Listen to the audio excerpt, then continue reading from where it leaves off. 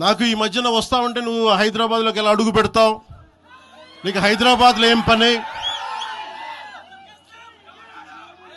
ఇది నేను ప్రత్యేకించి చెప్తా ఉన్నా. మీరెవరైనా నన్ను బెదిరించే వాళ్ళ మీ అయ్యే జాగీరా తెలంగాణ.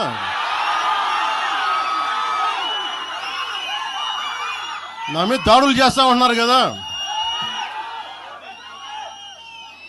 నాకు తెలంగాణలో బెదిరింపుల కంటే కూడా ఆంధ్రాలో బెదిరింపులు ఎక్కువ. నాకు తెలంగాణలో ఇంకా రానివ్వమంటారు నన్ను, ఆంధ్రాలో అయితే తల తీసేయనంటారు కోనసీమలో కొంతమంది. నేను ఓడిపోయినప్పుడు 2019లో ఓడిపోయినప్పుడు మన తెలంగాణ నాయకులు ఒకరే చెప్పారు, అన్నా మా తెలంగాణలో ఉంటే నీకు పరిస్థితి రానిచ్చేవాళ్ళం కాదని చెప్పి. నాకు నిజంగా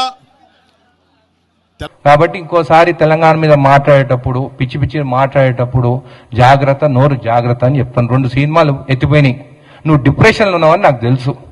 ఆ ఓజీ మూవీ ఎత్తిపోయా, ఉస్తాద్ భగత్ సింగ్ ఎత్తిపోయా.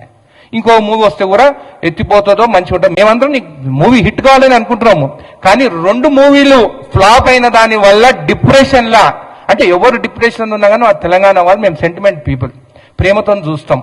ఆ ప్రేమ కోసం వచ్చినావేమో, ఆ ప్రేమ కోసం ఖచ్చితంగా చూస్తాము. నీకు ఏదైనా కానీ హైదరాబాద్ ఉండొచ్చు, ఎప్పటికీ ఉండొచ్చు. ఎందుకంటే ఇంకా నెక్స్ట్ దాంట్లో నీకు డిపాజిట్ వస్తుందో రాదో. అసలు ఆంధ్రప్రదేశ్ మీ సీట్లు మొత్తం గెలిపిస్తే ఈ రోజు వాళ్ళని వదిలేసి నువ్వు ఇక్కడికి వచ్చి హైదరాబాద్లోనే ఉంటున్నావు. దాని గురించి మనం ఆలోచించు. మొన్న మోడీ గారు వస్తే ఎక్కడ కలిసిండా? నేను అమరావతిలో కలిసిండా, హైదరాబాద్లో కలిసిండా? హైదరాబాద్లో కలిసిండు. నేను ఏదంటే అది మాట్లాడి రెచ్చగొట్టి ఎంటుకలు ఎగరేసుకుంటా, నాకు అన్ని ఎంటుకలు లేవనుకొని ఇలాగ ఎగరేసేటట్టు. నువ్వేమని మాట్లాడో మీది జాగిరా అని మాట్లాడతావా? అవును, తెలంగాణ మా జాగిరే. ఇక్కడ జాగిరాలు కానీ దొరల భూమి ఇందిరాగాంధీ గారు భూములు సీలింగ్ యాక్ట్ తీసుకొని పేదవాళ్ళకి ఇచ్చిండ్రు. మీరు ఏం చేస్తారా? మీరు